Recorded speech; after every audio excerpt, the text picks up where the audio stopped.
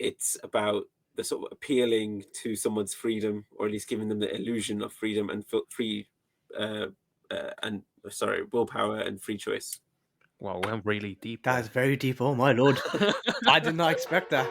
I did not expect that.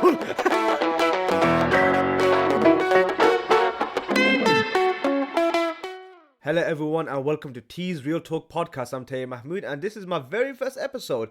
On our first episode, I'm joined with guests Mohammed Ali and Stanley Wong. Mohammed, who is a Birmingham-based photographer who also has his own company called Arcane Studios, and Stanley Wong, who is a sound recordist, boom operator, and is very proficient in post-production. But now I'm going to shut up and jump in our talk with Mohammed and Stanley, talking about Spider-Man No Way Home. Just before we start, I just want to let you know there are going to be major spoilers in this podcast. So please, if you have not seen the film, go book your tickets and go watch the film before you start listening to this podcast. I got lucky enough to watch Spider-Man No Way Home on the release day on Wednesday 17th of December at 6:30 a.m. thanks to Stanley, who gave me a free ticket to watch it with the members of staff at Cineworld at Broad Street in Birmingham. One experience. It was probably up there as one of my favorite films that I watched this year. But I'm going to pass it along to Mohammed and Stan to see what their thoughts are. I would say it's definitely my top 5 or top 6. Just because I think the sort of like popular appeal of, i.e. the memes, which were a massive sort of thing, which they're like, oh my god, as if they really just did that. I'm not, but I'm something of a scientist myself. I was there like, oh, how'd they do that? And I think that's sort of the fact that a director and a movie can tap into that sort of like popular culture, sort of like definitely makes it a lot more relevant, and definitely brings it up really high in my ratings, to be honest. Yeah, I can't believe they didn't say pizza time in that. It's actually a bit of a. I am so disappointed, John Watts. But I would definitely put it on my top 5 as well. I don't know if it's my favorite MCU film of all time, but is without a doubt my favorite Spider-Man film with starring Tom Holland, directed by John Watts. It was just a mixture of a lot of things, and it was emotional. It was a fun ride. I would watch it again and again. I think the thing that sort of highlighted the movie was Tom Holland's range, because we got to see him go through a massive amount of different emotions. Oh yeah, and obviously there's been the whole sort of like competition of Toby versus Andrew versus Tom, like who's their, like what Spider-Mans would go in what order in terms of rating. yeah. And this definitely sort of like has expressed Tom's sort of like ability to sort of like showcase his range, as opposed to being just somebody who looks up to Iron Man. Yeah, I don't know if you guys seen the film Impossible with Naomi Watts and Emma McGregor. That was one of like that was one of like Tom Holland's earliest performances as well. I was like, I think that basically served as his like first initial audition for the role to show his range, because that kid has range. I'm calling him a kid, even though I'm only like a year older than him, but No, because the film itself, I would say, is in the top 4, top 5 maybe. Of course, you got Avengers: Infinity War, you've got Endgame, but I still think Captain America: Winter Soldier is still up there as one of the best MCU films. Yeah, 100%. Like, I actually written that down as one of my top 5. Yeah, because I know we're going a bit off from the films, but in terms of Winter Soldier, it's so good for what it was.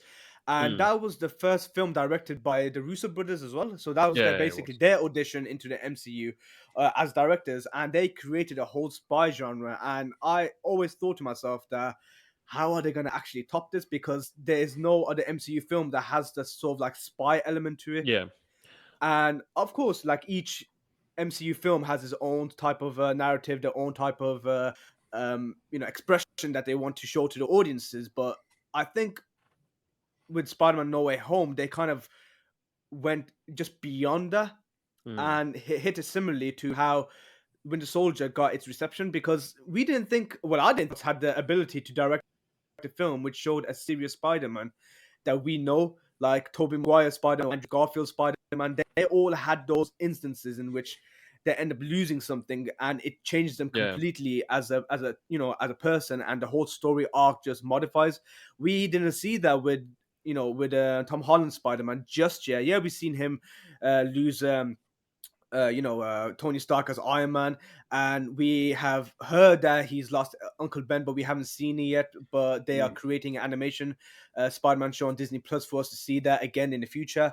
But yeah, I was surprised to see that there was a lot of range. We'll get into that in a bit of what kind of range we didn't expect, but yeah, I just didn't think it was gonna be all that, because I think I was overhyping it when I saw the trailers, and I think a lot of people were guilty of that. I don't think a lot of people wanted to actually build the hype up so much that we didn't see who we saw in the film. Yeah, like I actually avoided the trailers completely. How did you manage that? I love Willpower. I've done it for so many other movies, but I think because of social media, I'd be like, Dr. Octopus is in it, Otto Octavius, blah blah blah, and Green Goblin. Obviously, you just saw the grenade. Obviously, some people obviously saw. I still haven't seen the trailer, but I mean, there was a Brazilian trailer that has a shot of a villain being punched by air. It was very entertaining. Yeah, like literally, I didn't have a clue. Well, obviously, I had some clue, but not. If I saw it, I'd just quickly scroll by it and just get rid of it off my screen. But pretty much, that's as blind as I went into it. Yeah, I think like what Stanley said as well, it was quite interesting because when they created this whole press release about the second trailer, and everyone was expecting, Tobey Maguire or Andrew Garfield to show up. There were so many theories going along that Marvel has basically completely cut them out from the trailer. In this shot there's Tobey Maguire, Andrew Garfield, but then they basically changed the frame. There's so many theories going on, especially the fact that there was the scene in which MJ falls off the balcony of the skyscraper, and we see Tom Holland chasing after her. One of the main theories was saying that is going to be Andrew Garfield's redemption arc for what happened to him in Amazing Spider-Man 2. And you know what? Yeah, the theories kind of panned out. But anyway, we'll get to that. But let's just talk at Spider-Man as a whole. So overall, it's basically on his way to make his first $1 billion, which is quite insane for what it is in the pandemic era. I don't even think No Time to Die, which is one of the most prolific franchises, even hit $1 billion until like a month of its release, which is quite insane. But yeah, so they essentially they made about $587 million worldwide a couple of days ago, which made it the third biggest opening of all time, and they made about $253 million domestically in about 4,436 cinemas in just South America alone. And it's just it's insane numbers, because no one would have ever thought this film would actually hit $1 billion, especially in the climate that we're in today. But yeah, let's talk about cameos. Matt Murdock. That was. I actually thought it was going to be bullshit, because I thought like it would just be some fanboy just like completely just conjure this like theory out of thin air and be like, Matt Murdock's going to be. And I was like, yeah, all right. And I saw that, and I saw a shot of the hand on the cane. I was like, oh shit, that was actually happening. So yeah, Matt Murdock is officially. I mean, he's always been in the MCU, but he's like officially in the canon MCU, I suppose. I mean, self-admittedly, I haven't actually watched Daredevil yet. How no? Do yourself a favor. Keyword yet. Honestly, it is on my list of things to watch. It is your priority now. It is such a great show. My life's mission now, I guess. It is. But yeah, even I was there like, okay, this is pretty sick. Like again, somebody who's on social media but hasn't watched it, it gives it credit to the movie of its appeal to popular culture, where okay, you've seen this person around and now they're here, as you say, Stan, in a canon Marvel movie. So I think this movie has done a lot right. Yeah, I think what a lot of people had issues with was the fact that whether or not Netflix's TV shows would be canon to what the MCU is today. And the fact that they introduced Daredevil now into the MCU is a big thing, because now we know Daredevil's in it. What about the Punisher? What about Jessica Jones? What about Luke Cage? And now we're going to see an entire mesh of characters that we never thought we would see ever in the MCU. Obviously, with the introduction of Deadpool coming into the MCU as well, sooner or later. Obviously, Mahershala Ali is gonna come in as Blade, which is gonna be good. Which is coming and start shooting next year during the summer. And there is just a range of possibilities, because I don't know if you guys saw the season finale for Hawkeye just yet. I have indeed. No. There was a certain character that popped up, and I was like, "Oh, yeah, is it?" For the sake of Mohammed, I ain't gonna say anything. Yeah. All right. No. What I'll do, I'll take off my headphones. You could say it, and then just wave when it's all done. Go ahead. Right. Or I was like, completely lose my shit. We all lost our shit when the Kingpin came up. It was so good.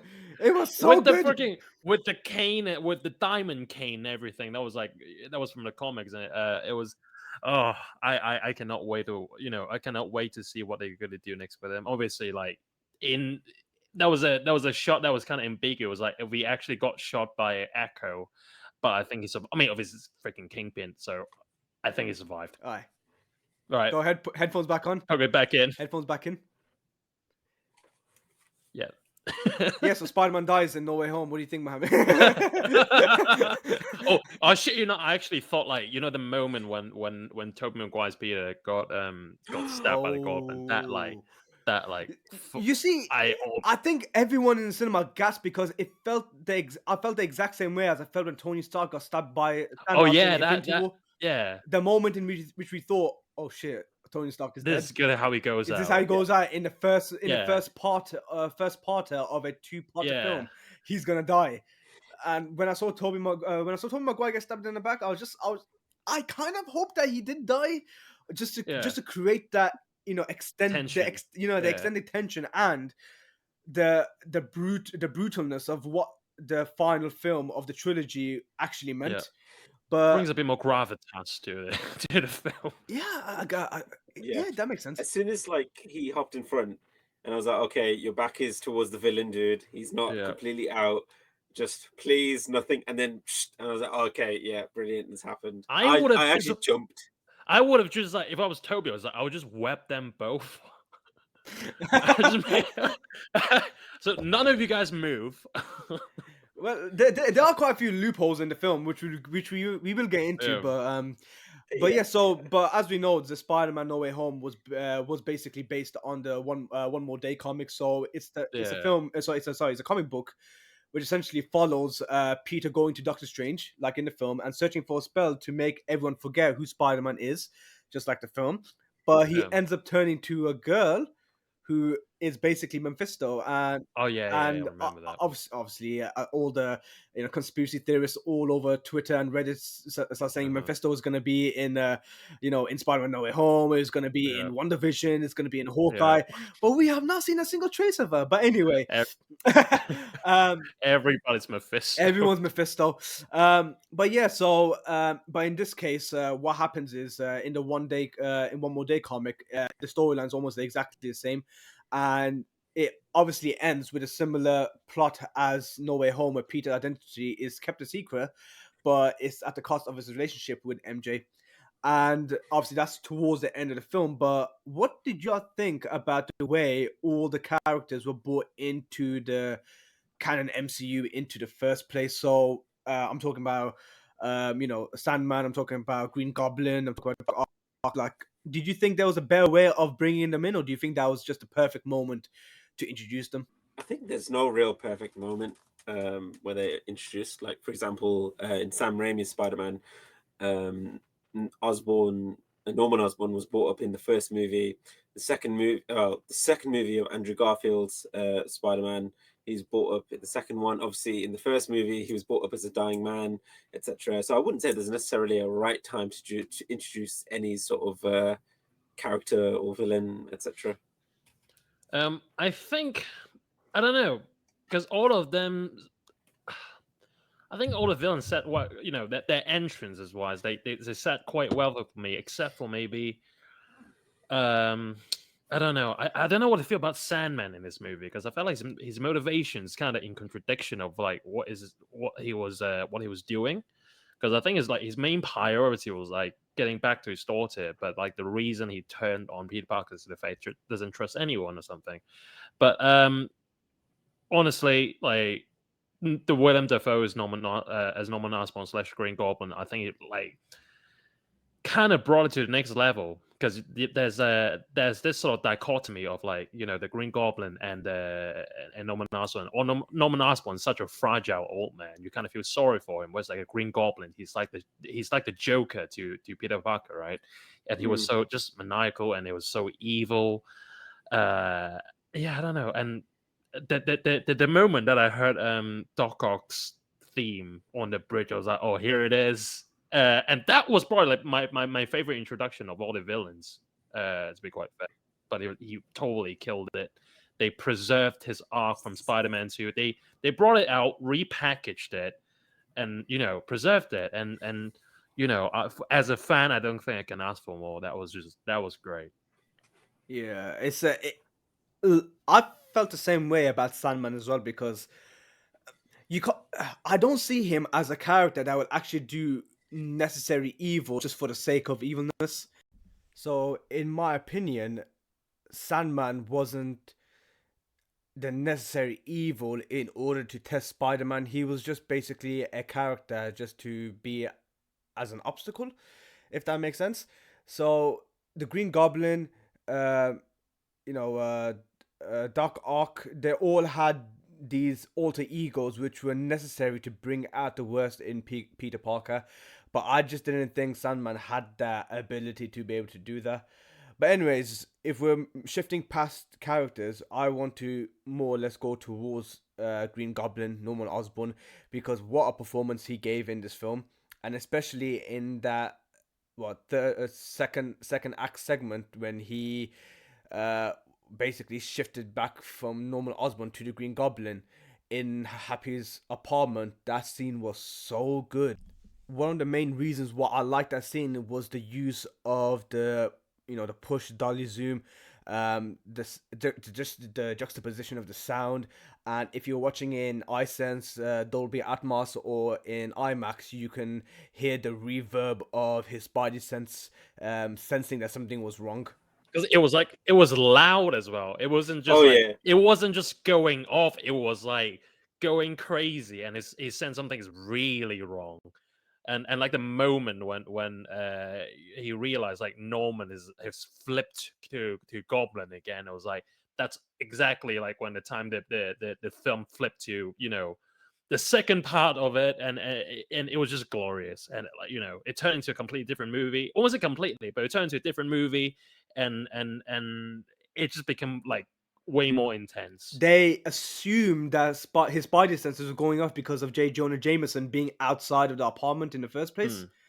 And obviously, when J. Jonah Jameson was trying to figure out how to get inside, I thought the Spidey senses went off because of that, not because he assumed something was wrong inside the apartment. But let's face it, Jonah is no threat. he's all bark, no bite, though. Like that's J. Jonah Jameson. We all love him. We all love him to bits, but he's no threat. Yeah, I think I felt the same way as well. Yeah. It just seemed a bit crazy that we saw his Spidey senses go off, but then the use of the slow, dolly push crashes zoom, and the distorted sounds, and obviously you see the camera just tracking with him, and you have no idea what's going on. He's looking at every single character in that apartment and thinking, wait, who is it? Is it Sandman? Is it Electro? Or is it Green Goblin? Is it Doc Ock? And I think just before that moment happened, when we saw that little exchange between Doc Ock and Goblin, when they were sorting out the type of what do you call it? The serum. So the serum. And when Doc Ock goes to him, or you're about to become whole again. Yeah. But it was just that moment when I realized it, because from a director point of view, when the camera is slowly panning in just behind, Green Goblin, and he turns around and says, "Just me," I was like, this seems a bit weird. Why would he just say just me? And why would the camera slowly be tracking towards him with his back towards the camera? I think there was a moment when like the moment where Audio was like, "Oh, wouldn't it be great to just become, you again? It would be amazing." And like I think subconsciously, like the goblin behind like Norman's like, "Not on my watch," you know. It just brings up the question of how long was Green Goblin in control instead of Norman. Yeah, because like in the first in the Raimi Spider-Man, the first Raimi Spider-Man, there was almost like um there are parts when you feel like the Goblin might be in control and he's pretending to be Norman. Like the part at the end of the final battle when like Toby's basically kicking the crap out of him, right? Oh yeah. And it was like Toko Sama's like, "Stop, Peter is me." And it's basically Goblin pretending to be Norman and trying to get his attention so he can get the glider on the air, right? But yeah, because the bit when he entered Feast, which is where Aunt May worked, you feel like, oh, is Goblin doing his own thing again, or was it Norman actually trying to find help? In a way that might never be answered, and I don't know. I kind of like the ambiguity, like that. Yeah, I think when he smashed his mask whilst he was like behind the dumpster, Yeah, when obviously you just first introduced to Norman, and obviously he's having that dialogue with that mask, it sort of like makes you think, okay, is this a struggle that he's been going through, like, and it just makes you think, okay, he's been Norman for a while now, a bit too yeah. easily, and you just think, okay, when's the switch going to happen? And then as soon as obviously they're making the serum, you just think, okay, come on, now's the time, maybe, but you just don't know when it's going to happen. Yeah, I don't know if you like felt the same way, but I thought that the whole point of the evil side of Norman Osborn is that he is always there, but he just wants to switch it whenever he sees the opportunity to do it. So Yeah. the fact that he ran as Norman Osborn, he ran all the way to Feast. That's probably the Green Goblin saying, you know what, yeah, go ahead, go all the way down there. I want to see what opportunities lie ahead, and it's kind of like Norman Osborn is not even in the driver's seat, is basically autopilot. The only reason why he is functioning is for the Green Goblin's desire in the first place. And That's interesting. That is very that, interesting. I think that's the way I see it, because it seems a lot more logical, allowing Yeah. Norman Osborn to, go around his day-to-day life, and for the Green Goblin to think, okay, you know what, I want to see how he operates. I want to see who I can actually use, or who we can destroy. That's how manipulative he is. He's even manipulating like the person who's who's sharing the same body with. Uh, Yeah. he's essentially like the MCU's Joker, which is what I love about him. Yeah, I think if we were to compare and contrast both Joker and Green Goblin, obviously Joker has like complete insanity, gone, etc. But if you look at the Green Goblin, do you think it's a bit more crueler that he's giving Norman the illusion of freedom, Yeah. or is it legitimately just a switch in personality where, okay, there's a trigger, okay, when does the Green Goblin kick in? When does Norman Osborn kick in? And when Norman Osborn, like for example in the Sam Raimi Spider-Man, when when he found out, okay, Parker is Spider-Man, and he's having that same monologue with the mask itself, and you're just thinking, okay, are there moments where Norman can negotiate with the Green Goblin, or do you think it's just him justifying it to himself, like, okay, I need to do this, I need to get rid of any guilt or any feelings that, okay, Norman Osborn will be in the way. So it's just how much control the Green Goblin will give to Norman Osborn, or how much control the Green Goblin, how much control Norman Osborn thinks he has. Because if you want to really inspire somebody to do something cruel, etc., then you're better off not telling him, okay, this is what you're going to do. You have to sort of like appeal to that emotional sort of side of the brain. Like, for example, if we were going to look at what Hitler did with soldiers, like nobody wanted to be as cruel as they wanted to humanity. Like after in POW camps when the US took in the SS soldiers and they showed them, okay, this is what you've been doing, and there's a clear picture, there's a very famous picture of the SS soldiers like refusing to look at the screen, like thinking, oh my god, what have we done? So again, it's about the sort of appealing to someone's freedom, or at least giving them the illusion of freedom and willpower and free choice. Wow, we went really deep. That's very deep. Oh my lord, I did not expect that. Just a little. I did not expect that. Just a little. All right. Yeah. If you think about it, the quote in which Green Goblin said in the first Spider-Man film, what did he say? I chose my path and you chose the way of the hero, and they found you amusing for a while, and the people of the city. But the one thing they love more than a hero is to see a hero fail, die trying, and in spite of everything you've done for them, eventually they will hate you. Why bother? It's kind of like a self-fulfilling prophecy that sooner or later they will turn on you, and that's exactly what happened in the film. And if you look at J. Jonah Jameson, he says exactly what the Green Goblin is trying to testify, saying, no matter how much good you do, no matter how many people you save, there will always be people out there who will go against you and try to fight you. And that's J. Jonah Jameson. Don't get me wrong, he's a fragile old man. I think like I find it. I think like with J. Jonah Jameson, he's quite similar to his hatred to what Spider-Man is quite similar to Lex Luthor's hatred to what Superman in a sense. Yeah, because it almost stemmed from this like jealousy. I feel like. Yeah. And I don't know. Because like Lex Luthor hated Superman so much because like in a way he doesn't trust people with power, right? Because like people who has power is not to be trusted. Power can't be innocent. I think that was a quote from like Batman v Superman. And the fact that like he can't even see any part of Spider-Man because basically covered head to toe. He what I think what Jonah was thinking is like this guy's got something to hide. Yeah. It does make sense because obviously, like you said in Batman vs Superman, the quote was, "If God is all powerful, he cannot be all good, and if he's all good, he cannot be all powerful." And in this sense, Spider-Man is just a teenager, and he is just trying to do good, in his, in the city.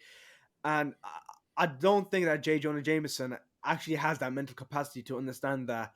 There's not always a hidden agenda to being a good person or trying to save people, but in this case he just doesn't care. And I like the way they handled J. Jonah Jameson in this film, because in the previous films it's more of in the contemporary society of that time.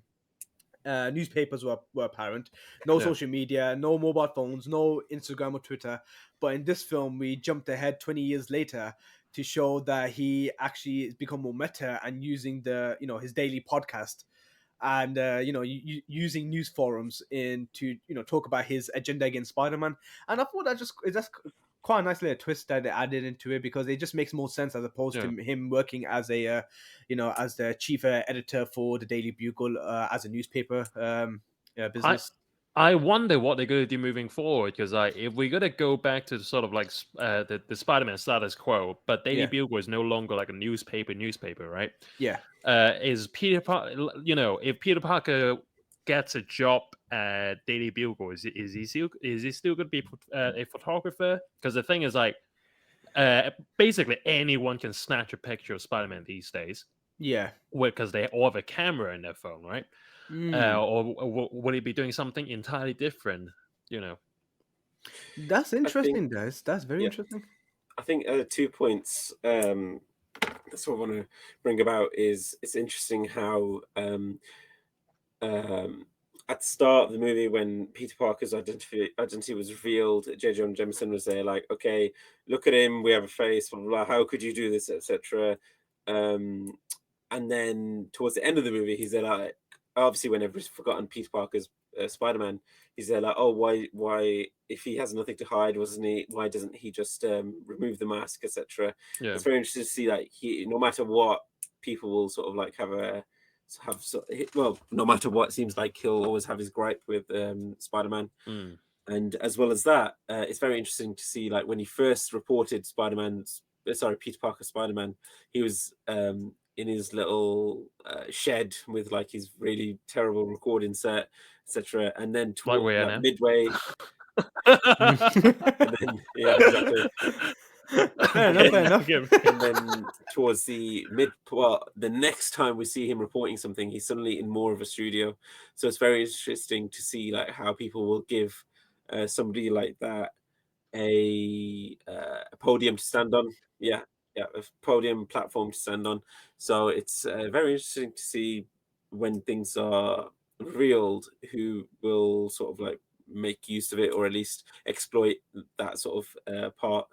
And even when they found out, okay, Peter Parker's at Happy's place, and then they roll up with the van, and just to try and get something. It's very interesting. I'm very interested to see what J. Jonah Jameson's motive is to hating Spider-Man. Like as Stanley said, Lex Luthor to Superman, but in like the comics, it's more so that if I can remember correctly, J. Jonah Jameson married Aunt May, or his father married Aunt May, and they split, etc. It's very interesting to see what angle they're going to sort of take, whether he just hates him for the sake of it, or it could be a deeper ulterior motive. Oh, that was it. Spider-Man in the comics, Spider-Man couldn't save J. Jonah Jameson's wife, so I think that was that reason for that sort of like seeded hatred. So I'm very interested to see what can be done in this instance. Well, I don't know who would actually marry J. Jonah Jameson right now, because that man is an absolute pillar. I don't know. He did very well to voice Omni-Man, so who knows? Oh man, Oh, yeah. I'm just going on a completely just off note. Invincible, such a freaking good show. Oh, so good. It's a good show. Actually, that could be another podcast. I've read all the comics too. It is so good. Oh, okay. Therefore, it's definitely going to be another podcast. We don't worry about that. Yeah, so what do you guys think about Electro? We spoke about Green Goblin, we spoke a bit about Sandman and Doc Ock. What did you guys think about Electro as his character arc? Okay, so I haven't finished The Amazing Spider-Man 2, watching it just yet. Why? I haven't finished it all, so I just need to sort of, in my opinion, well, from what I've gathered from the movie, it seems like he was jealous of Spider-Man having it all. And basically what it was like, as in, not to like spoil too much, like it was I think, well, Max Steel in the Amazing Spider-Man 2, he was working for Oscorp as an electrician and was kind of being bullied, and it was a bit of a socially awkward guy, and then fell into a tank of electric eels and became Electro. The thing that I found was funny was like he had like a gap on his between his teeth, and somehow getting like he had that glow that completely just fills the gap, like, and he's got that comb over. He's got the comb over, and his teeth is fixed. He's got like a new hairline. It's like hot now. It's like, he just want to be. I think like the reason he wants to stay in the MCU, just the fact that he wants to be attractive. It's like he's got a bit more. He's got a bit more game in the MCU. Like that's all. I mean, look at Jamie Foxx. I mean, he the way he behaves is a lot more like his character in Baby Driver.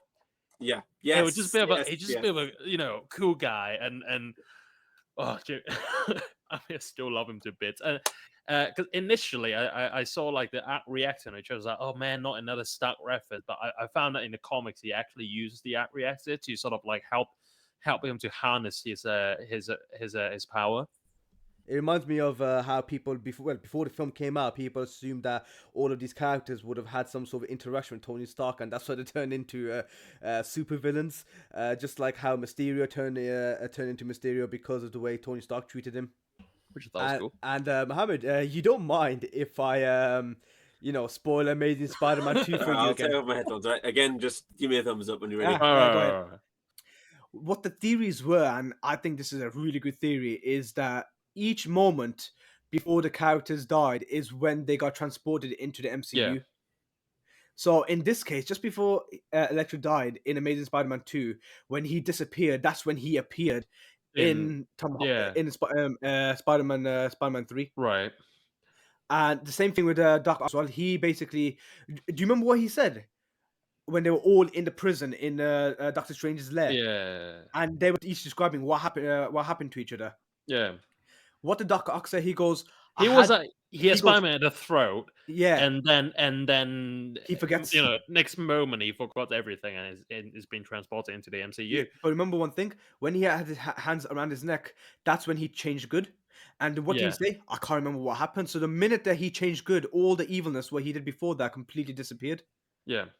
And it's quite sick. Go on, Mohammed. Yeah. Okay. Yeah. So we're just talking about how Doc Ock, just before he died, he said in Doctor Strange's lair when they were all held captive, when they said, "Oh, I had Spider-Man in my hands. I had his throat in my hands." If you remember that part. And yes, and next thing you know, he completely fumbles and he forgets everything that happened after that.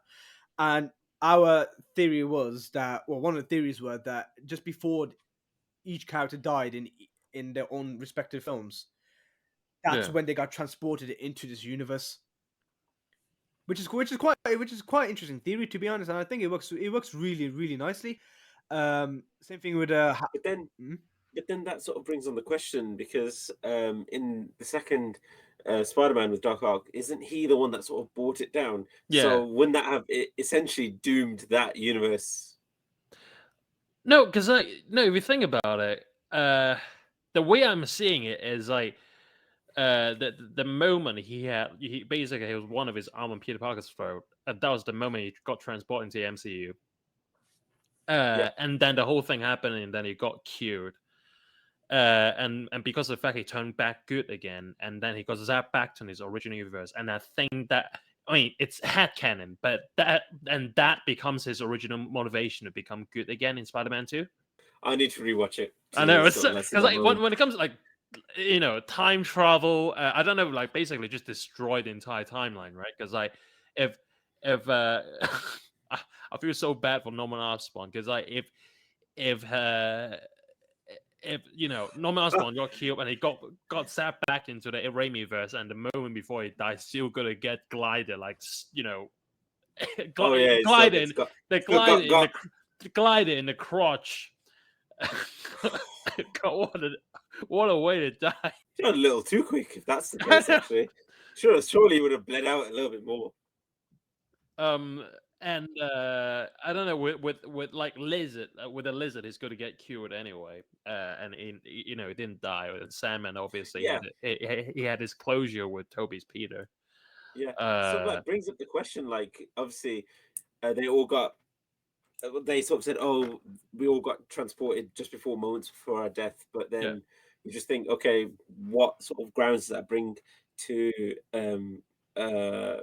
Sandman being there, to the lizard being there, and to Eddie being what there? The hell was Eddie doing? Yeah.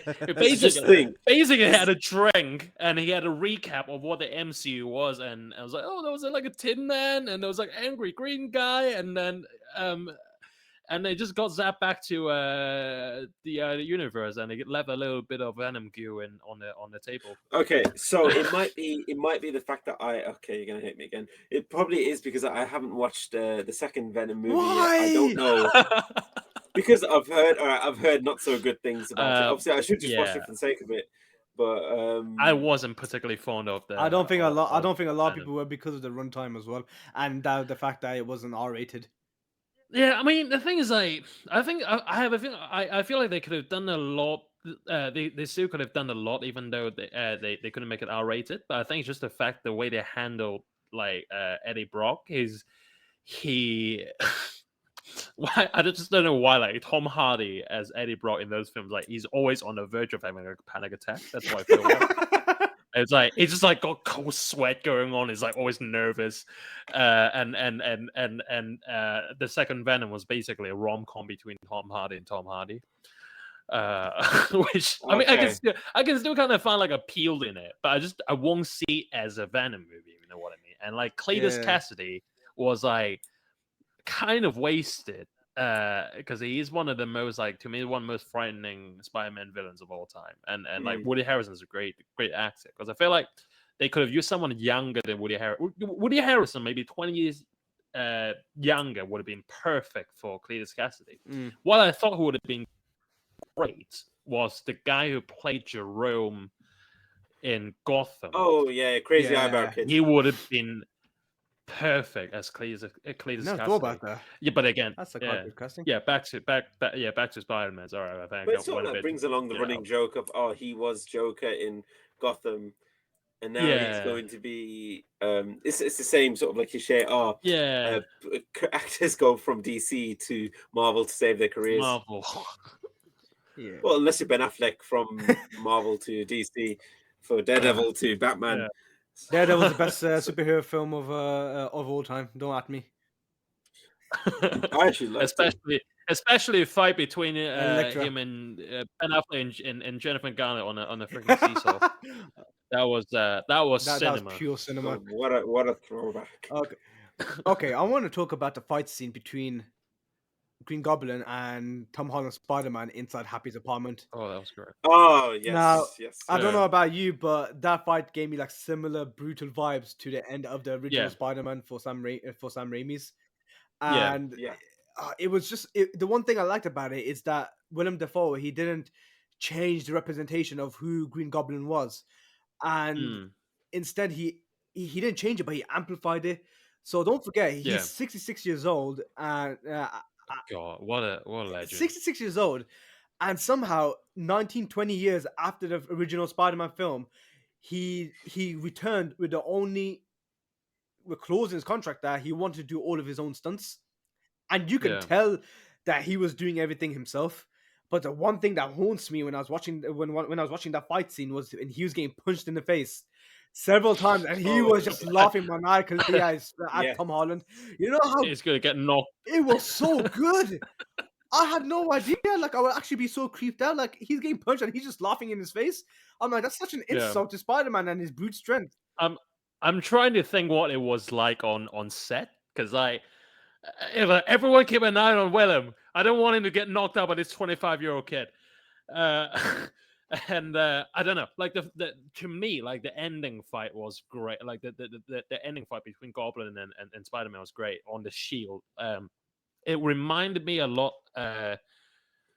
the fight between Iron Man and Captain America in Civil War, because like the sort of the close proximity and how intimate it felt, right?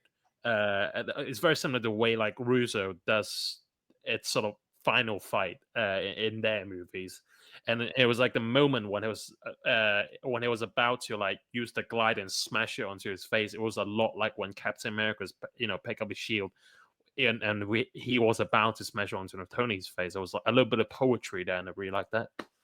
I think I don't know why, but it just comes to mind between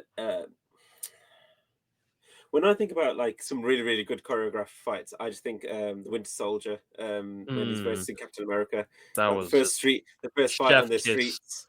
Yes, yeah, the first fight in the street where when he unmasks the Winter Soldier for the first time, and you just think, okay, those two are very much very, very similar levels, but probably that would probably top it for me over the Goblin versus Spider-Man fight. But you could tell that there was a lot of brutality between the pair of them. I mean, even Norman Osborn, the reason why he turned into Green Goblin via comics, etc., and even Sam Raimi one was obviously developing a super soldier serum. When you think super soldier serum, you think Captain America, and you just think what Captain America could have been if he was evil. But then again, that's Red Skull. So it's just very interesting drawing upon the parallels between the two scenes.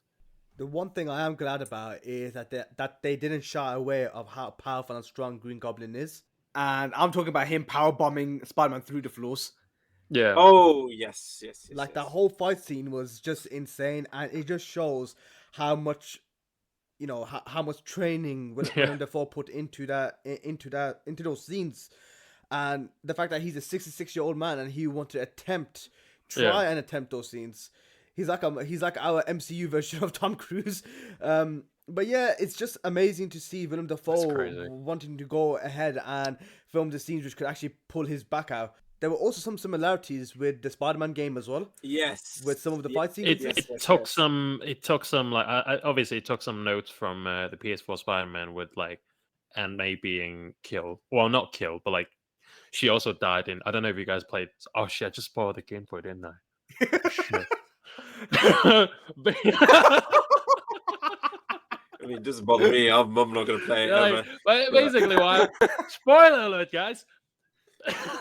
have like a big banner that says spoiler. There's a spoiler alert. Basically, like Aunt May didn't make it. She got, and it was you know, sort of like it was like part of the sort of part of the plot to sort of help Peter progress and grow as a character, and you know, she's always been sort of like the voice of reason in Peter's head, and I think it's just the fact that like now we're growing up with Spider-Man. Now, what if we sort of move him to the next phase? What if we sort of, you know, kill off one of the most important people to Peter Parker and closest to, you know, one of the closest people to Peter Parker? How's that going to affect him? You know, I think there was always so in the movie when all three Spider-Men came together, it was very, very, very interesting to see them touch upon the fact that just before like moments of disaster, they were sort of reminded like, oh, with great power comes great responsibility. Obviously, slightly different worded between across all three, and that was the last thing. I think Andrew was thinking, hey, you know, the way my Uncle Ben said it was a little bit different, but I get what you mean. Yeah, exactly. So pretty much same deal. Where tomatoes, they're all sort of like similar in similar circumstances, where just before moments of mass transformation and just thinking, okay, massive character change, massive character development and maturity, you just think, okay, that's happened. Now things are gonna change in a different direction or get serious. So it's very interesting to see, like, obviously this was more so towards the end of the movie, or halfway point, where Aunt May obviously bites the dust, and that like now really because everybody sort of like nobody knows who Peter Parker is. We've almost got a fresh slate. Like if you think about it, none of the Avengers knows who Peter Parker is. And although I was thinking about this the other day, actually, the only real way that they'd know Peter Parker Spider-Man is surely there must be a file in Avenger headquarters saying, okay, known meta humans, okay, Spider-Man, Peter Parker is Spider-Man. Yeah, because I was thinking, even if you erase everyone's memories, that's not going to do anything to like existing. Is it going to be like the opening scene of Harry Potter Deathly Hallows when like Hermione was erasing her parents' memory and like the picture just faded into like the bit with her in it just kind of faded? Or is it simply just memory, or is it just, I don't know how magic works, guys. I wish we all knew how it worked. Yeah, but going back to Aunt May death scene, and then we can go ahead to the erasing memory part. Is I think that scene was more heartbreaking for me to watch the second time around, because I don't know I don't know how you lot felt about it, but I felt it was a lot more painful to watch because she knew she was dying. Yeah. At the same time, she was using her energy of her last moments to console Peter and remind him who he actually is, as opposed to turning him into a stone cold blooded killer. Yeah. And so like each Spider-Man has their own pivotal moment with either Uncle Ben or in this case Aunt May saying, "Oh, with great power comes great responsibility." But funny enough, the way that Aunt May said it is actually the most accurate version from the comics. Yeah. In case people who are watching this don't know. But yeah, it's more heartbreaking because now he lost Uncle Ben, he's lost Tony Stark, he's lost Aunt May, and now everybody knows who he is. Slowly but surely, he knows that everyone that he knows and loves is being taken away from him one by one.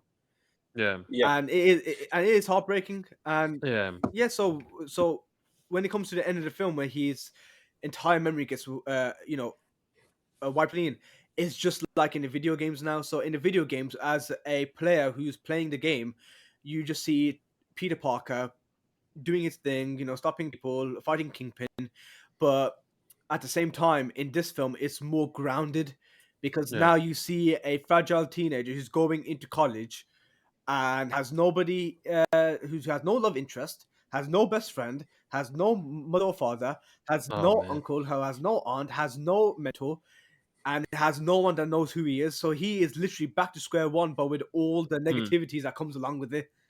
Oh man, you really got me there. Like there was the bit where the scene when Aunt May dies like reminded me of a lot of I was thinking about Lion King. God, And don't remind like me. when yeah, like a little more faster because there was like a moment of like denial. I was like, "Oh, you okay? Like just wake up, just talk to me." And then realize, "Oh shit, she's gone." And then that was like, Oh, guess who owns Lion King in terms of the corporation? Disney. Oh, Disney. Do you think that we wouldn't catch on? Oh gosh. The and similarities. and something about like I don't know. I love the ending scene so much because obviously it sort of resets everything to the standard sort of Peter Parker status quo, but obviously without Aunt May. And there was the moment when he entered his new his like not new, but because it's rugged as hell, his apartment, and then where it puts a box down and. I mean, I don't know if you guys feel this, like when you move to like a new city or something, or move into a new apartment, and then you're like, you don't know anybody there, and you put the box down, and you have that feeling, be like, oh, I'm all alone now.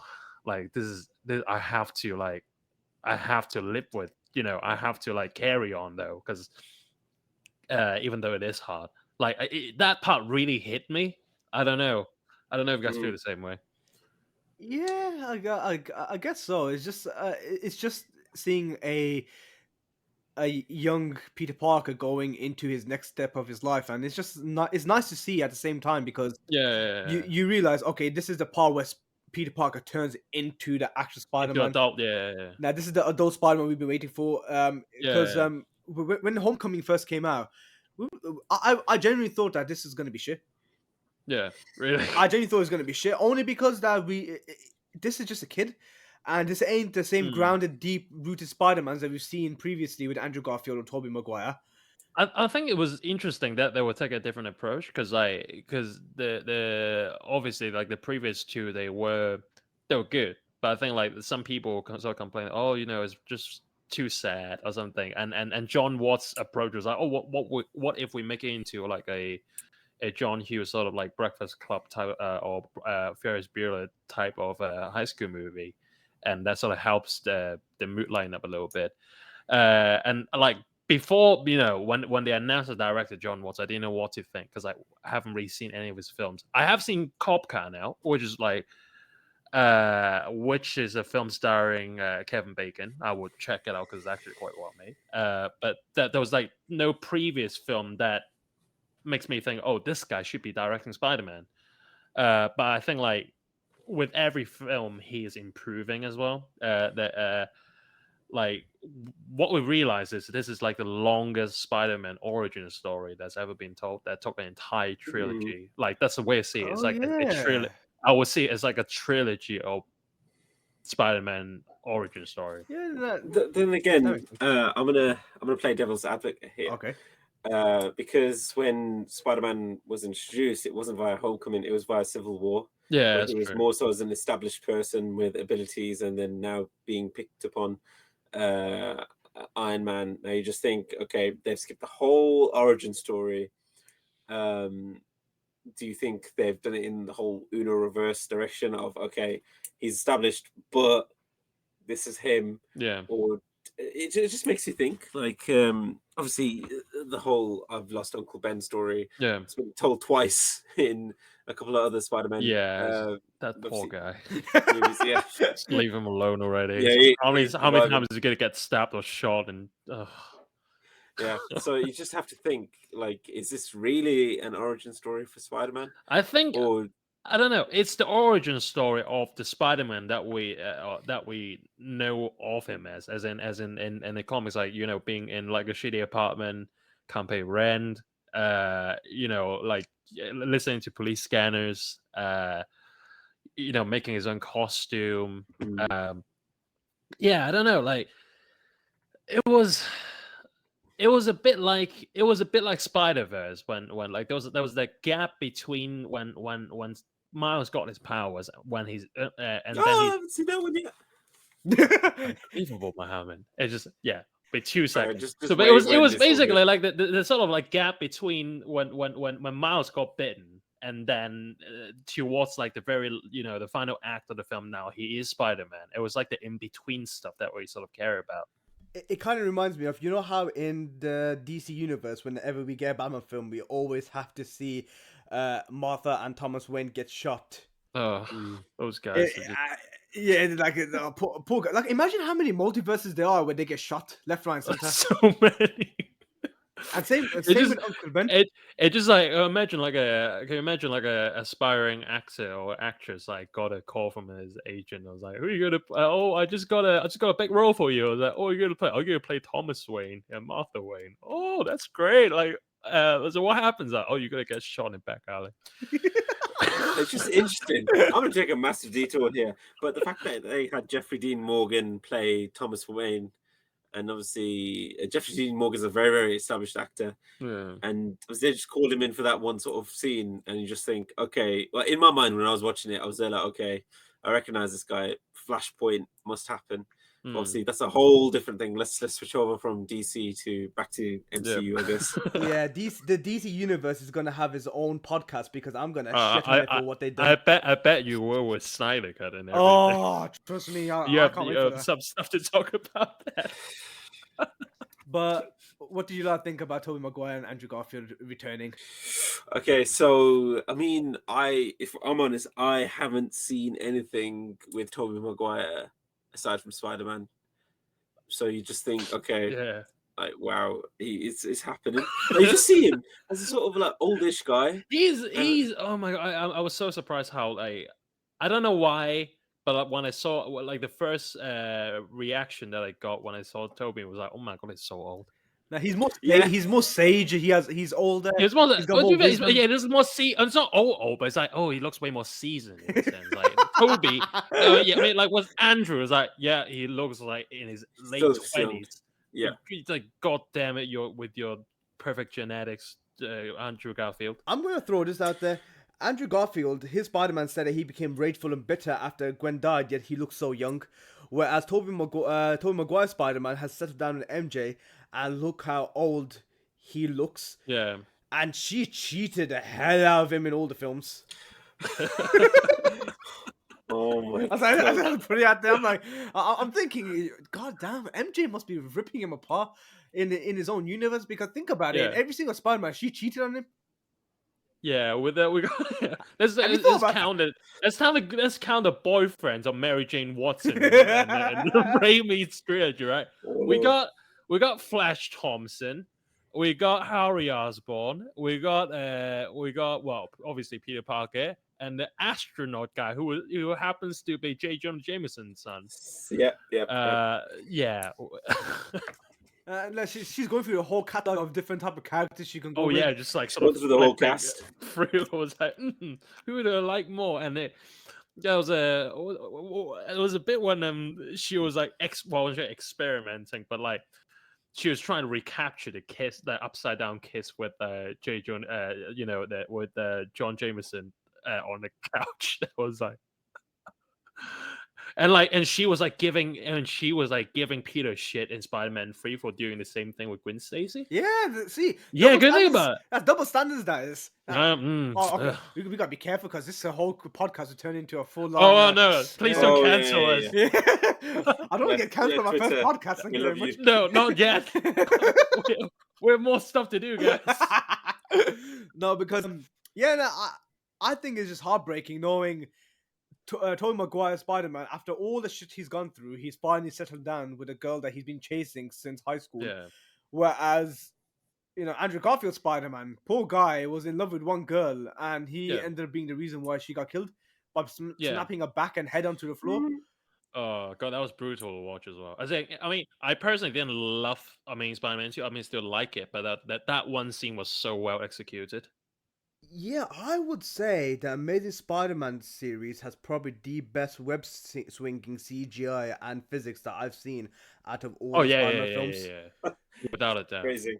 Oh, the Marvel. I mean, if there's like main complaint I have with the Marvel, like the Tom Holland version of Spider-Man is like the swinging scene looks kind of. I wouldn't say they look crap, but like as in you don't feel like you're swinging with Spider-Man, if you know what I mean. The way they did with the camera, because like what um what Sam Raimi did with his trilogy, they had an entire set of like like cameras like on wires, right? That sort of sort of swoops down and then it goes back up again, and then they added the CGI afterwards, and you feel like you're swinging with Spider-Man, and they definitely improved up on that with the Amazing series, with especially like Homecoming. I can't even remember for there to be any like proper swinging scenes. You see him swing like from, but you don't feel like you swing with him. I think you have to think about what was good at the time. Like Yeah, obviously, Spider-Man came out in the first one yeah. 2002, and then the other one's like 20. I want to say 2013, 2012 for Mm. Amazing Spider-Man. 2012. Yeah, that's it. And you have to think about what looked good at the time. Obviously, we no, technically you sort of like could argue how Tom Holland Spider-Man, or the MCU Spider-Man, should I say, well, it's all MCU technically, but Yeah. modern MCU, It's also they had MCU now, guys. our MCU. You have to sort of think what had the most Yeah. advantage in terms of capabilities of putting something on the screen.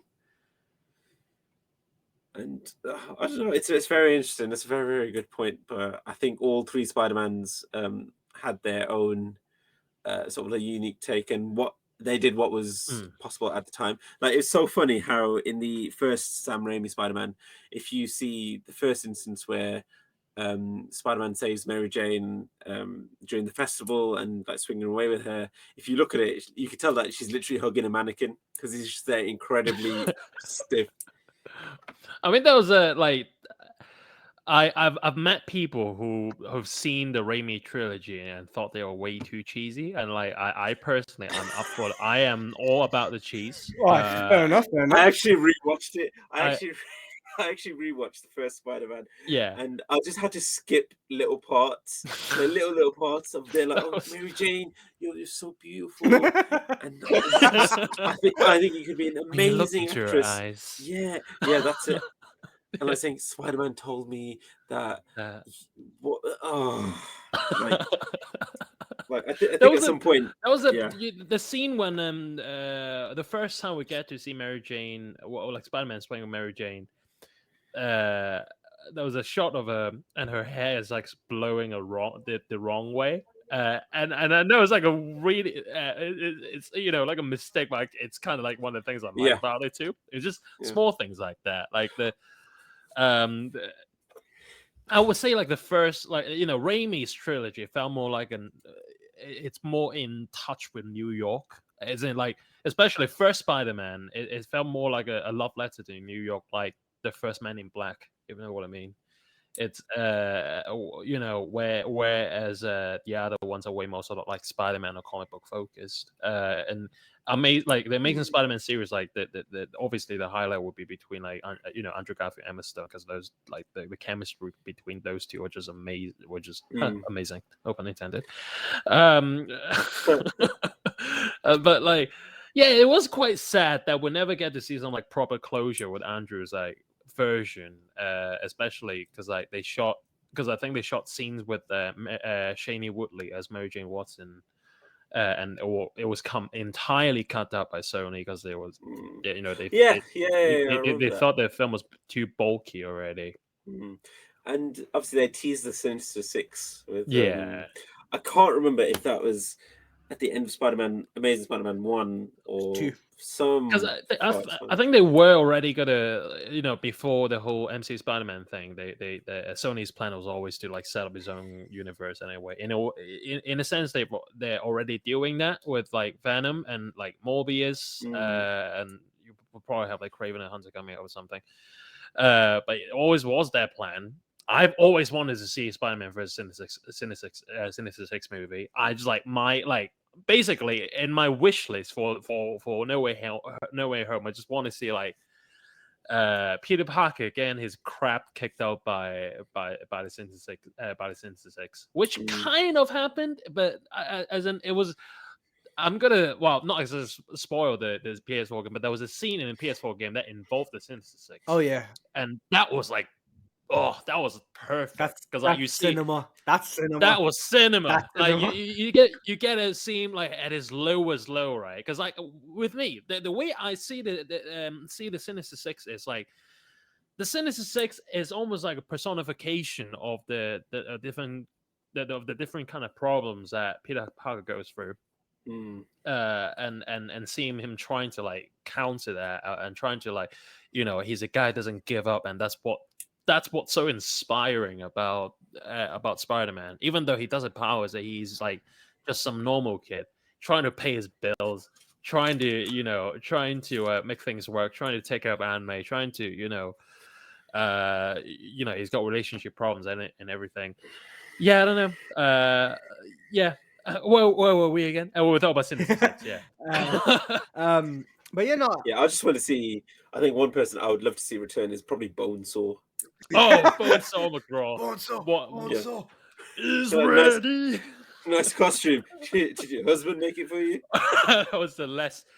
That line would not be in the Spider-Man film now, because that.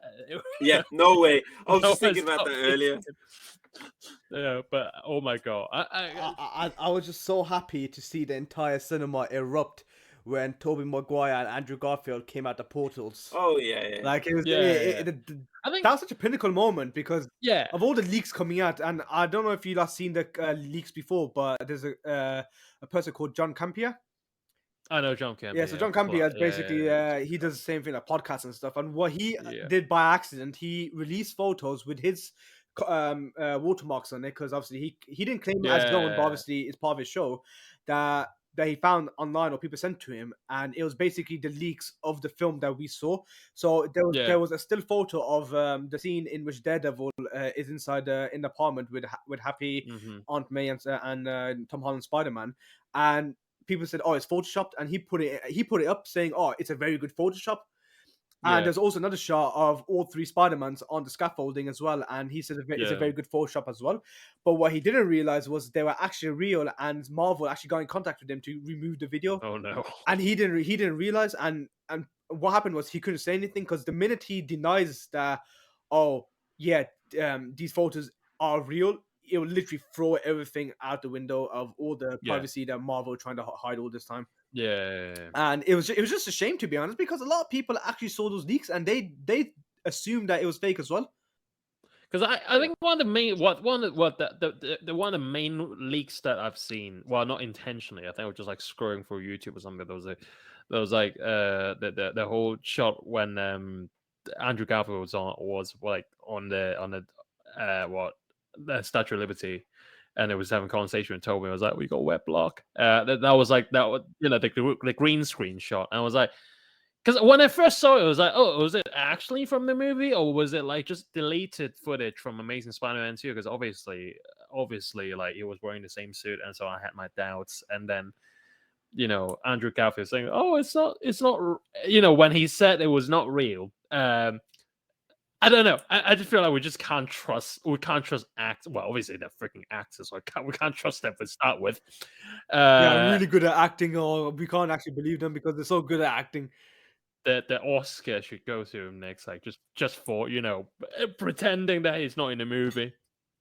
I think so going off of like Marvel's attempts of like hiding certain things, like same with so I'll bring it back to I want to say Infinity War, where they have all the Avengers charging in Wakanda, and like they have Hulk, etc., blah blah blah blah, and then in the action movie it turns out to be just obviously the members of the Avengers who were in Wakanda at the time. And apparently, so again, I haven't seen the trailer for Spider-Man No Way Home, but I saw on Instagram the comparison, obviously when they were on top of the Statue of Liberty, the three of them, but then in the trailer it was just Tom Holland's Spider-Man. So that's the level of like, okay, let's hide something, let's change something that I definitely appreciate. I think it's sort of become quite apparent that, like, I don't know if it's just Disney or just Sony, like, we simply just can't trust what is in the trailer anymore, because they can basically just edit. They can just edit it in or out. Like with the whole like Infinity War like money shot, like you thought like, oh, we're gonna see like Hulk, everyone's like charging towards the camera, and that shot was never in the movie. Yeah, it's very deceiving now, and I think it's taught us a lesson to not take trailers face value anymore. Like, fair enough, okay, you're gonna show a lot of footage in the trailers, or you're gonna try and trying to hype up your audiences, but at the same time, you have to realize most of the characters are CGI now. So with Tom Holland's suit, the fact that it's completely CGI, they can do whatever they want. They can paste his normal suit, his Iron Spider suit, or his original suit, and that is why you can't tell what's happening in the scenes because of inconsistent, changes. So, personally, I didn't care for much of the leaks, so I didn't pursue them, but they were quite in my face. Don't go on Reddit. For anyone who's watching, do not go on Reddit or on Twitter before you're watching a film, because that's the worst. That's the worst thing you can do. I got not like it really matters. I think I got the Rise of Skywalker spoiled for me because I read it. Not like it really matters, because I have no feelings for that film anymore. I'm sorry. My heart's still broken. So that's another episode you can do. Yeah. We'll talk about Star Wars at some point, guys. Yeah, about 2-3 hour podcasts about the Clone Wars and about the animated shows and also the films and how badly they butchered John Boyega's character arc in the final film. Yeah, it was. So going back to Spider-Man, would you say Spider-Man No Way Home is the best Spider-Man to date, including the animation shows and films? Oh, that's a hard one. Yeah, because think about it, there is an argument, two sides of a coin. One is saying that this is the best film because of the trilogy and how deeply integrated Spider-Man is with the Avengers, and how many films he's been in, including his own films.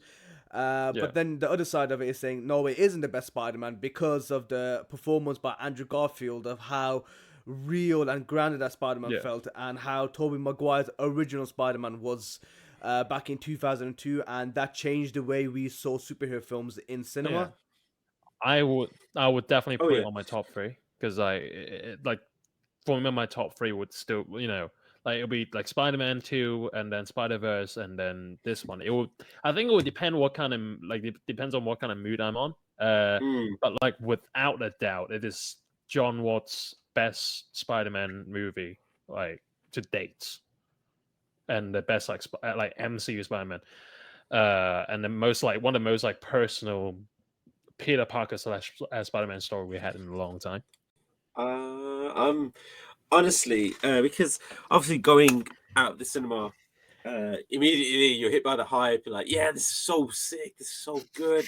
I honestly said that this was definitely my favorite Spider-Man at that time. But obviously, thinking about the movie, and these are my sort of like gripes with the film itself, you just think everything would have worked out if Peter Parker hadn't done anything. Yeah, just do nothing at all.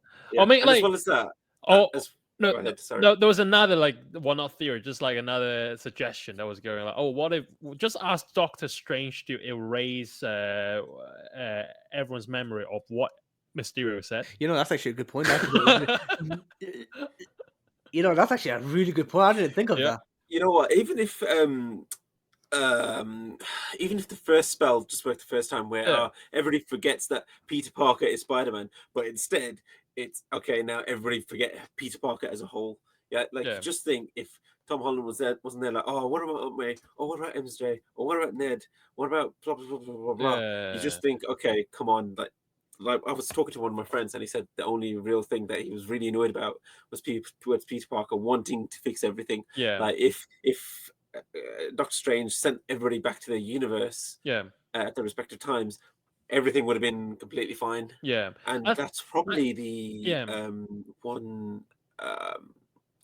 that's probably the one flaw of this Spider-Man, where he wants to fix everything. I think the thing is, I don't really blame Peter Parker for wanting to fix his life, because I think that what most of us would kind of want to do, like if something occurs to us, and And I think character-wise, it's actually quite fitting because like Peter Parker is just some like high school kid. He doesn't make the best decision. It's the fact that he makes the most grown-up and mature decision at the end that shows his growth as a person. Yeah. Yeah. After the whole "with great power comes great responsibility." Exactly. So that it's probably the evolution that we've sort of seen now, thinking about it, between Peter Parker and the end result of the movie. But then again, when Doctor Strange was there, like, okay, sure, I'll fix it. Here's the cube. Let me push this button. Oh no, let me take that cube away. Like, you just think he had the solution to that problem quite literally in his hands with that button to send everybody. You know what? With that cube, I actually thought it was something else initially because I have a theory that was going to be like a device they're going to capture all the villains with. It's going to be like a Pokeball for Spider-Man villains. Oh yeah, instead we get them like, it's very interesting. I really thought another thing that this movie has done really well is the interaction between the villains themselves. Oh yeah.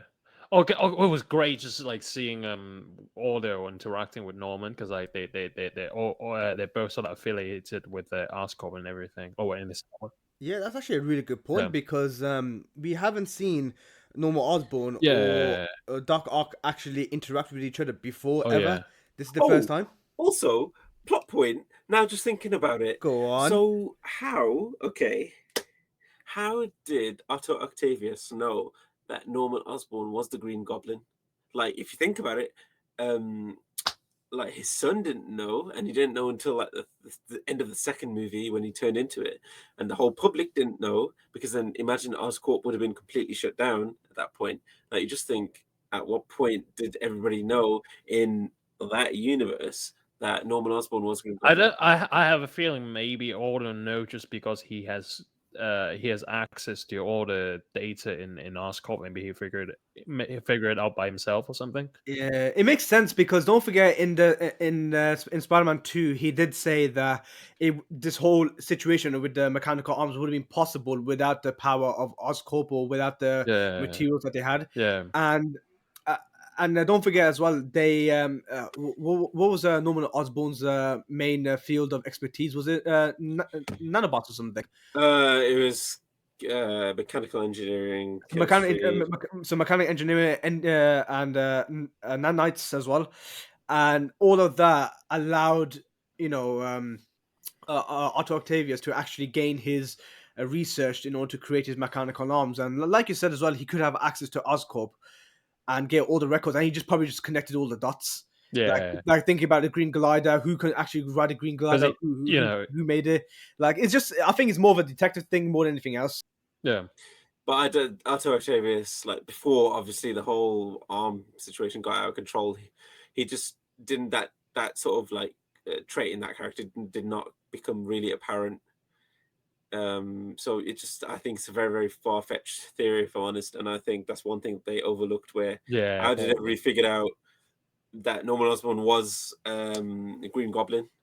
And like, if that was the case, then in the third Spider-Man movie, Harry would have suffered the consequences. Or maybe it's just the fact that Harry just wasn't reading the news. Maybe it was just like, the whole paper, was reporting on the Osborn got stabbed in a crotch by his glider, and then Harry simply just doesn't follow the news. Yeah, the butler was there like, the glider marks matched.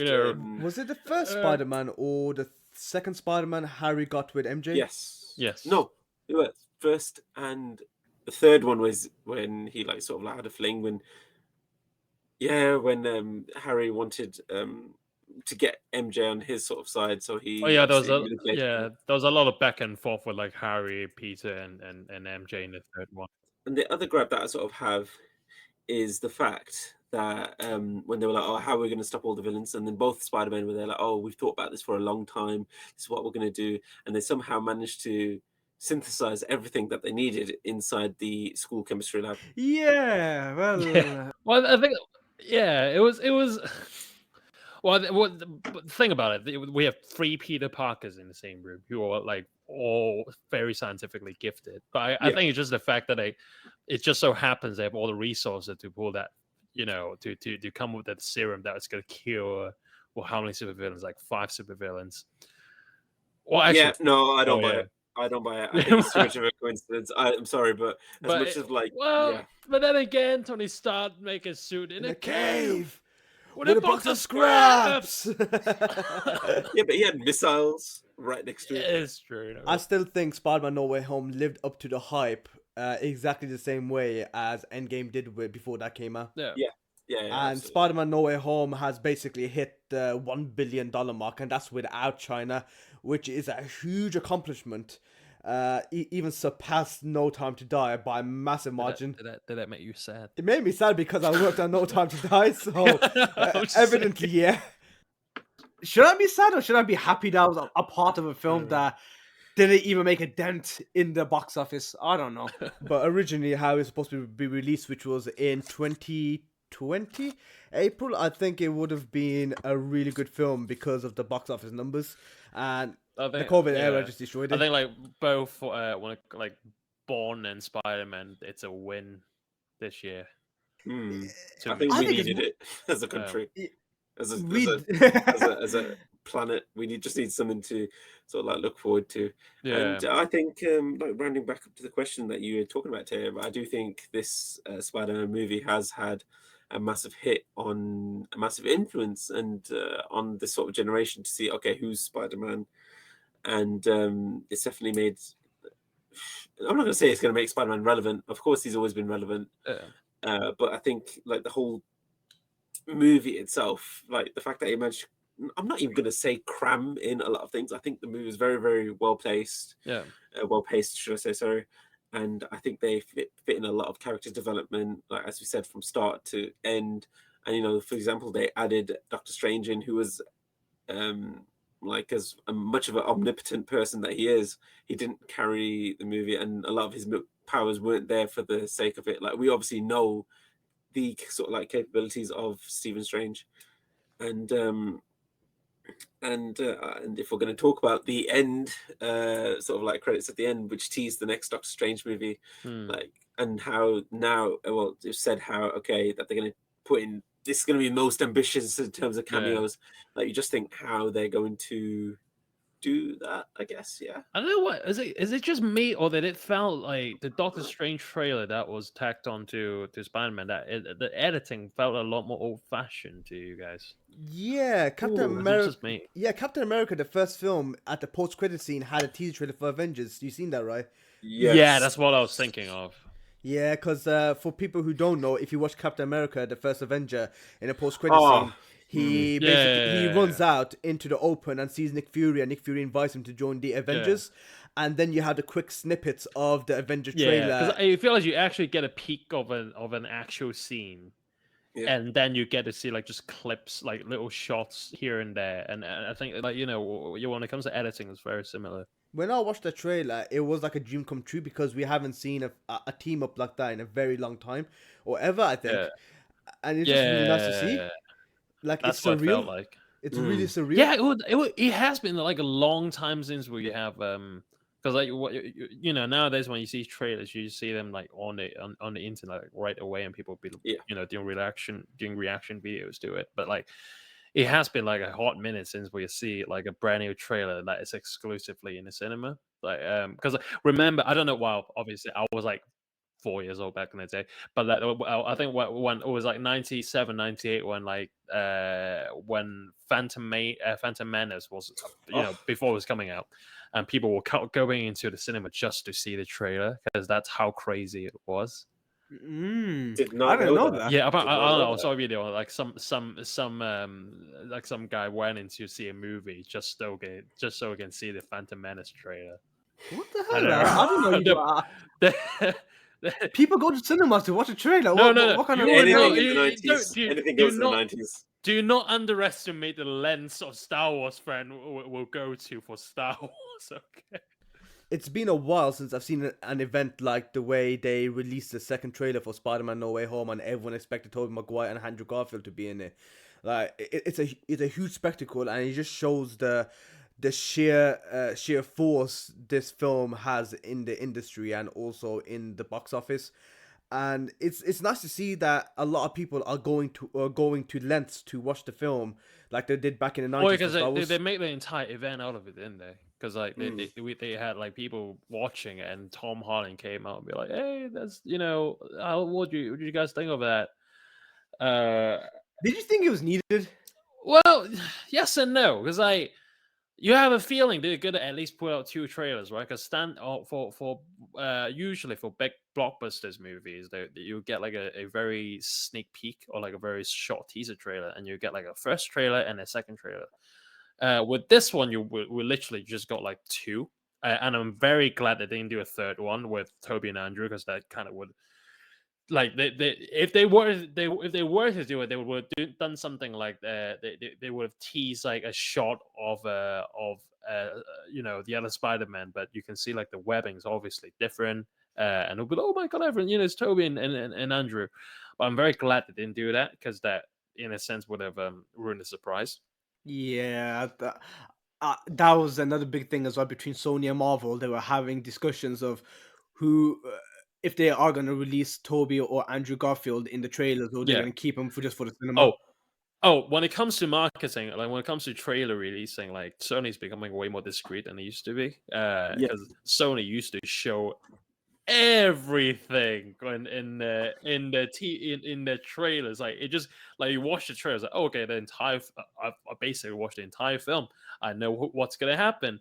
And I think it started from like 2007, when they started releasing just short clips from the onto the internet before the film comes out, just to sort of boost the hype up a little bit. But as in, like, I think because the Spider-Man sort of attached to the MCU now, it's sort of tethered to the MCU now. Like, they're way more discreet. I think probably Kevin Feige's influence, because it's just got a completely random idea. What do you think? Like, if I just thought it'd be great if we get like let's say in the next Captain America with Anthony Mackie. I just thought if we have a Kevin Feige cameo and have him as a sniper. I understood that reference. Okay, that's a very good reference. Yeah, people are actually really scared that if they say anything, Kevin Feige is just out to get them. Yeah, no, right? Because don't say anything. Kevin Feige is going to snipe it with him. He's going to snap you from like miles away. No, that's actually quite a good idea. I don't know if you heard about what happened before the filming of Loki. Owen Wilson was casted, and he kind of blurted out that he ended up having a mustache. I think it was just the idea of him having a mustache, and obviously all fans, die-hard fans of Marvel, understand what character he's playing. Yeah. And he said he ended up getting a text message saying, "Oh, that's strike one." And that number was redacted. It had no. It has a private number. He had no idea where it came from, and I kind of like put him in a situation like, oh shit, like Kevin Feige is looking through the window with binoculars at me.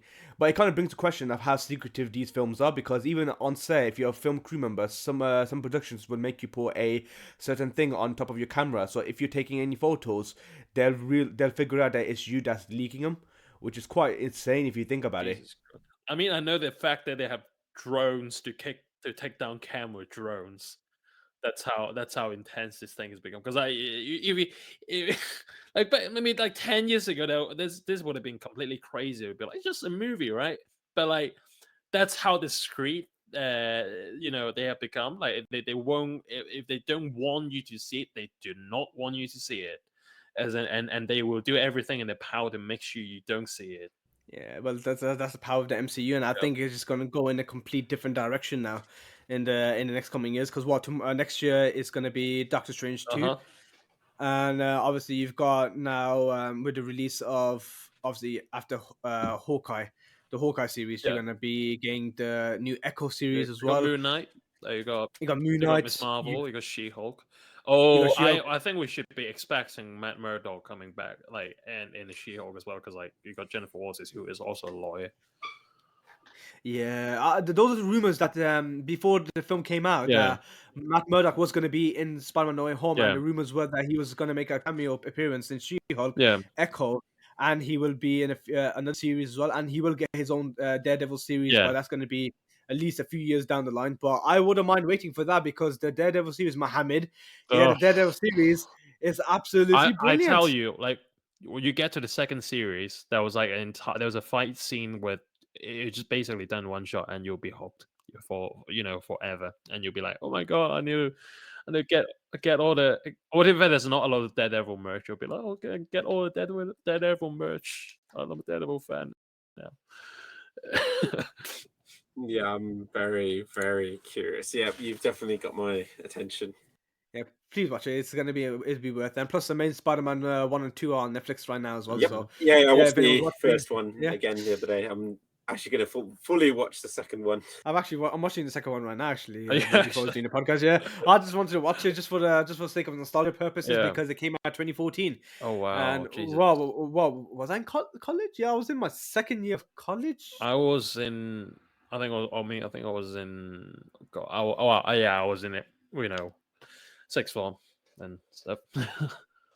Yeah, but at the end of the day, we'll see where the MCU takes us, and I'm just glad we got the experience to watch Spider-Man in the cinemas because at the end of the day, it's one of the biggest releases of all time.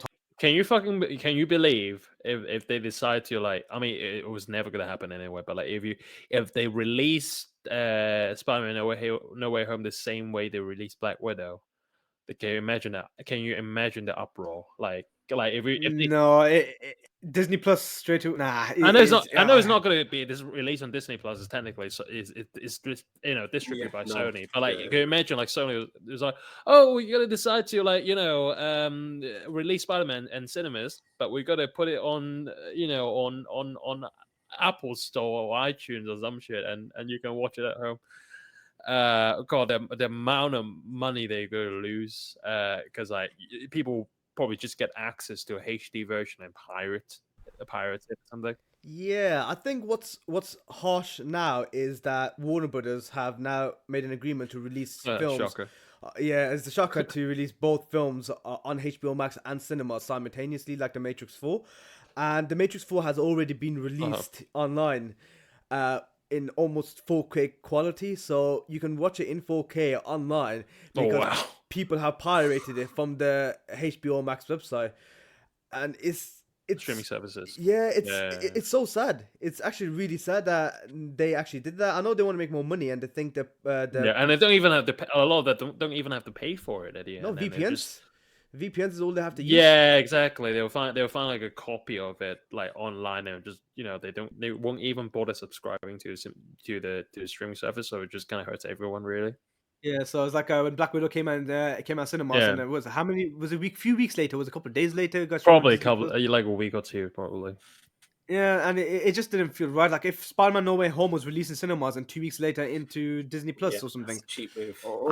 It'd be ridiculous. It just wouldn't feel the same. Because I know, obviously, like Warner Brothers released the entire slate or simultaneously on streaming service as well as cinema. Because I was really feared for Dune of how well it's gonna do, because I am like Danny Villeneuve, he's my guy. I love Blade Runner 2049, and I was scared of how well that film was gonna do. Thank God there's that he's still making a second one, because my main fear is like if he doesn't make his money, they're not gonna be able to make a second one. That was an issue, because the reason why Denis Villeneuve, he wanted to do both back to back, but Warner Brothers wouldn't allow him to do it because they wanted to see the numbers in the box office. Yeah, they're too scared. I think just like Warner Brothers like shooting their pants after they lost Christopher Nolan, but like, oh no, one of big names just decide to like move away from us, like after the whole sort of Tenet, the shitstorm, because like Chris Nolan obviously were not happy of how it was released, because it got delayed so many times. Yeah, the overall film, I would give it like a 9 out of 10. And the reason why I wouldn't give it a 10 out of 10 is because of the score. And I don't know if you feel the same way, but the score made a massive difference to the film for me, for nostalgia purposes as well. Yeah, I mean, I personally, I wish there was a little bit more. I'm not saying we should put a bit more James Horner, a bit more like sort of Hans Zimmer or Danny Elfman in there, but I think like I wish the moment when like Toby, during Toby's scene, I wish it's like it really like I thought it would have been a lot more bombastic in a sense, and the fact that they used in the scene between Andrew Garfield's Peter and Max Dillon as Electro, they used the James Horner score instead of the Hans Zimmer one. The James Horner one that was used for the first Amazing Spider-Man. But like we have two characters that were in Amazing Spider-Man 2. I don't know, like so I was like a bit confused why when it comes to, like, as a sort of creative choices wise, why didn't they use Hans Zimmer's score? Yeah, I was quite disappointed they didn't use James Horner's score as much as I thought they would. Like I believe that film should have had each scene specific moments of the actual score for Tobey Maguire, Andrew Garfield, and for Tom Holland as well. And it's a shame they didn't use Electro's theme as much as well. I think there's like a hint of it. Yeah, the only hint I got from it is literally when he was appearing inside the power grid. Yeah. And he literally turned back into himself and he zapped Spider-Man. Yeah. That's when we had that little, string chord from the violin. And that was it. We didn't get anything else. But yeah, if we're talking about like minute details, the only thing I would give it, I would take down from it is the score and maybe a few plot holes here and there. But other than that, it's just a 9 out of 10 film. It's absolutely brilliant. Yeah, I think pretty much agree. I think it's pretty much now talking about the plot holes. You're just there like, okay, like, come on. Like, I think maybe they did it to bring down the runtime, but obviously the runtime was long enough. Yeah. Then again, but the pacing was pretty good. As I've said, in that given time. So probably 9, 8.5 to 9. I'd probably give it, but it's definitely up there. But I mean, I think this brings on the question: which Marvel movie out of your top 5s would it kick out? That's interesting. Would he even crack the top 5? Because I don't know what my favorite, like my top 5 favorite, as in thing, like not in order, but it would literally be Winter Soldier, Infinity War, Endgame, No Way Home, and the first Iron Man. Yeah, first Iron Man. That's so interesting. Yeah, I like, probably. I mean, if it was before No Way Home, I probably would have put like Thor Ragnarok in there or something, because that was like that was such a great tonal change for the Thor franchise, and I thought it was what I thought like the Spider-Man franchise, like especially with John Watts' Spider-Man franchise needed, was like a great change of tone. Because it was like, obviously I don't mind the sort of John Hughes vibe of the two films, and they were quite lighthearted and they were quite fun. But what I thought it really needed was like what happened with the Harry Potter franchise, because like the first two Chris Columbus films were delightful. They were bright, they were cute, they were family friendly. And then Alfonso Cuarón just took over, be like, "Hey, this is my thing now," and it just like basically just blew us away with Prisoner Azkaban, and basically wanted like the Prisoner Azkaban of Spider-Man. But I don't know if it like I don't know if it delivers on that department, but it gave us some true consequences. We gave us some true weight and some proper character development, and it felt sincere. It felt real. It was fun when it needed to be fun. It was emotional when it needed to be emotional. It was like overall, I think it was really well balanced film. Even given the plot holes or music or whatnot, so I personally would give it like at least a 9.4. I'll give it 9.4. I think another one of my top 5s is probably in my top 5 is probably Doctor Strange as well. Yeah. Like, interesting. Like from a person who went from everything to nothing to everything. Yeah. And now it's very interesting how Spider-Man, he went from obviously the start being the most famous person on the planet to now having nothing, and now building up from that sort of something. So it's probably the direction that the MCU wants to go, where now we're having like a semi sort of like true-ish Spider-Man origin story where he's making his own costume. There's no I mean, like after the Infinity War, he was heavily reliant on the new Spider-Man outfit, Iron Spider outfit. Yeah, Iron Spider. That's it. Because what I thought. Sorry. So I was just gonna say it's just a callback to Iron Man said to Peter Parker in Homecoming. If you're nothing without the suit, then you shouldn't have it. What I was thinking was like in Iron Man 3, right? And he was saying like, my suits, they're not. Turns out my suits were not a distraction or hobby. It was a cocoon.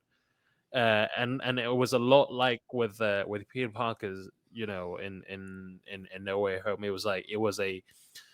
It was a cocoon for him. It's a cocoon, basically, for him to sort of metamorphosize into the Spider-Man that we know. But yeah, overall Spider-Man, I'll give it a 9 out of 10. You give it like a 8.5 out of 9 out of 10 as well. I'll give it 9.4. Because that's not. The average is 9. You can't get any more specific than 9.4. But fair enough. Okay. That is my score. All right then. But yeah, so amazing film. I think it's if you're gonna watch it in cinemas, for anyone who's watching and you haven't seen it yet, what are you doing? Yeah, what are you doing? How have you not watched it? Toby B with Daredevil. Yeah, please don't be like Mohammed since he hasn't watched Daredevil because it's been out for almost over 5 years, which is quite a shocker. But anyways, Spider-Man No Way Home is a masterpiece to watch in cinemas, in my opinion, Mohammed's opinion, and Stan's opinion.